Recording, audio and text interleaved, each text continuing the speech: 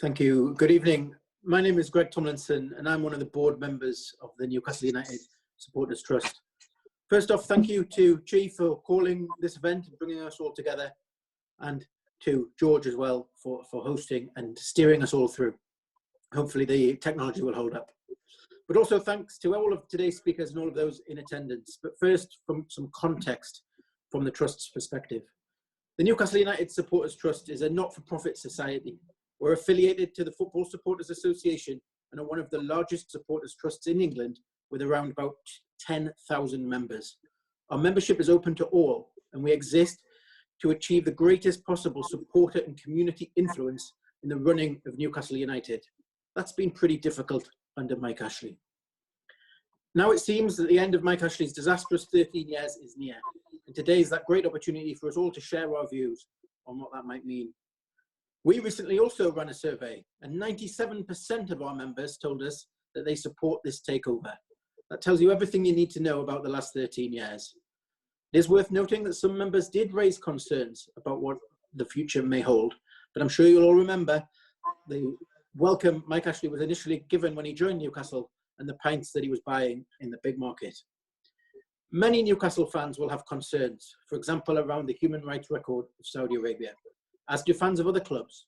And it's not impossible to be excited about Ashley's departure, enthusiastic about Newcastle United once again being interested in moving forward and acquiring some sporting ambition for the first time in 13 years, and still feeling concerned about those issues wherever they occur in the world. Those feelings aren't exclusive, and you can subscribe to both of them. As has been said, Newcastle fans do not hold the power. Human rights issues are not something that Newcastle fans can fix, but they're something that we should have our eyes open to. The idea that fans bear responsibility in a system like this, to us, is absurd. We didn't choose Mike Ashley. We don't choose our new owners. It's not a preference, not a political allegiance. It's a fact of modern football in 2020. We support Newcastle United Football Club, founded in 1892, not the owners or the supporters. As supporters, we will be here before and after any owners are gone. So what do we want from a new owner, and what will the standards be that we have to hold them to? Well, we want a club that will seek to achieve long-term footballing and financial success based on a sustainable model, seeing investment in players, in infrastructure, St. James's Park, the training ground and the academy. We want to see owners that will respect the traditions and history of Newcastle United and build a club with a strong community focus, with the club playing its role in the heart of the community in a sporting, cultural, societal and economic sense in Newcastle and in the wider region. We want a club that will operate in an open and transparent manner and give the fans a voice in the running of the club. A club that will value its supporters, that will be open and accessible to all, regardless of their age, income, ethnicity, gender, disability, sexuality, religious or moral belief. A club that will seek to represent the city and the wider region with pride, and will strive to be the best that it can be and aspire to compete at the highest level, both nationally and internationally. And with that in mind, a stronger trust will give us a greater influence. We have close to 10,000 members now, but imagine our strength as a collective support if we had 50,000, 100,000. And I hope to encourage any of those that aren't members to join today. It's only £1, and one of our digital wizards has made all the information available over my shoulder. So thank you. I look forward to hearing everyone's contributions as we move forward in what is going to be a really interesting debate. So thank you very much. Indeed, George, and thank you for all you've done this evening. Thank you. I have to declare an interest because I'm an elected director of the Newcastle United Supporters Trust, but that doesn't make me any less a fan. I just wanted to say that this is all about politics, but the politics it should be about is the politics of Newcastle United, not world politics. We all have our own political views on human rights in particular, and you couldn't help but be moved by some of the things we've heard this evening. But let's keep this in perspective. We're talking about a football club that's very important to many of us, but a football club nonetheless. It's not a sovereign nation, nor can we as a club possibly have any say in the way a sovereign nation conducts itself. But we can well, I hope we can, with the new owners, have a say in our club and the way our club is run. And that's what we want to do. Whoever owns the shares in the club, we want to have an influence, and that's the politics which is important. And that's why I was delighted to hear from Greg Tomlinson earlier on the work of the trust. So all I can say is thanks for everyone who organised this. It's been enlightening. It's been extremely well run, and I'm grateful to have played a small part. Oh, smashing, Peter. Thank you very much. Thanks very much for joining us. That's marvellous.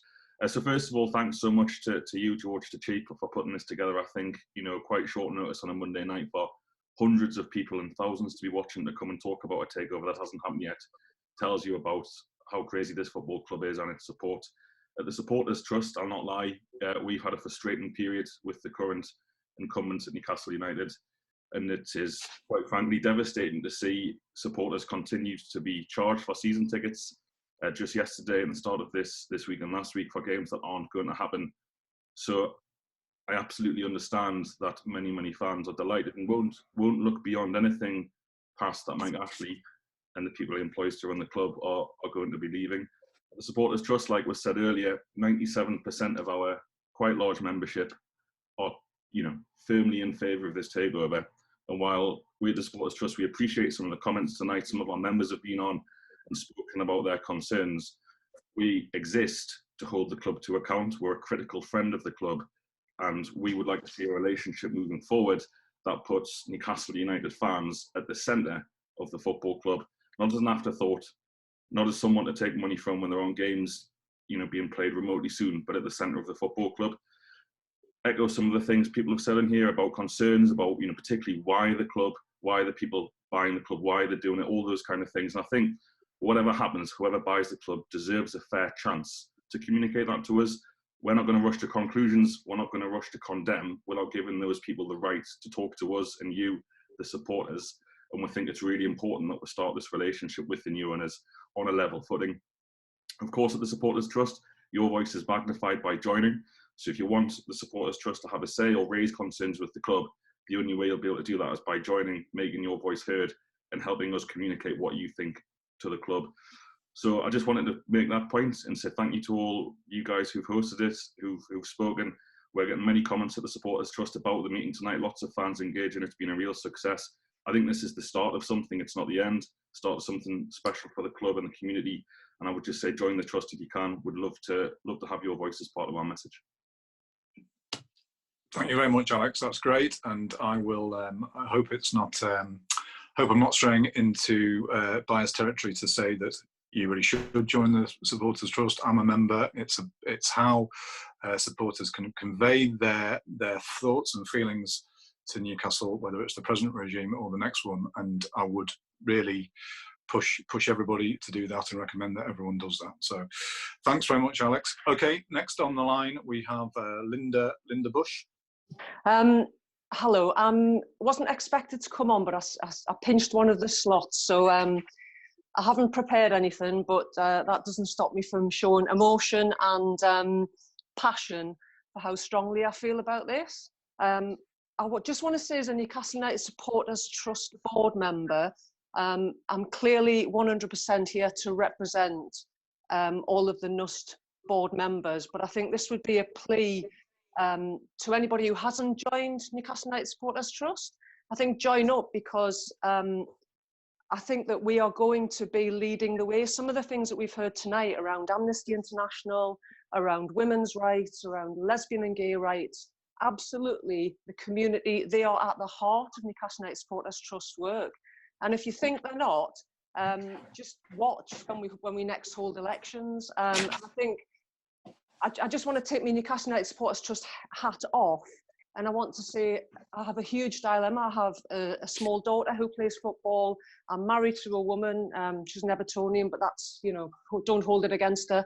I grew up, and every single part of my life, from birth, deaths, marriages, christenings, absolutely every part of my life has been influenced by Newcastle United Football Club. Every photograph, every discussion, names in the family, all sorts of things. And I think what I would say to you is, the two things are not mutually exclusive. You can support Newcastle United Supporters Trust and you can absolutely take a stand against human rights. And I think it's been really difficult for Newcastle United Supporters Trust and the fans to be held responsible for something that is what we really, we actually pass that responsibility onto the people that we vote for in a political sense. And I think, you know, the UK government has to take responsibility for what they're doing with Saudi Arabia, and this takeover should go ahead.